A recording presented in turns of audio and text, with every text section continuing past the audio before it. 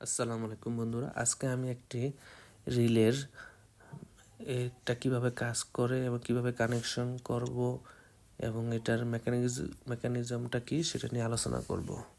দেখেন, আমার হাতে একটি রিলে আছে, সেটা হচ্ছে স্নাইডারের একটি 220 ভোল্টেজের একটি এসি রিলে। এটা আপনার ডিসিও পাওয়া যায়, যেমন 48 ভোল্ট, তারপরে 24 ভোল্ট ডিসি এবং এসি 110 ভোল্ট এর ধরনের পাওয়া যায়। আর এটা হচ্ছে একটা রিলে বেস। এটার ইনপুট দেখেন, বেসমেন্টগুলোতে দাঁতগুলোতে A1 আর A2 আছে।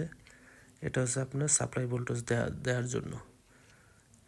আর নিচের প্রান্ত হলো 4টা ইনপুট, আর উপরে যে চার দেখা যাচ্ছে 4টি, এগুলো নর্মালি ক্লোজ আর নর্মালি ওপেন আউটপুট দিবে। আর রিলেটি আমরা এইভাবে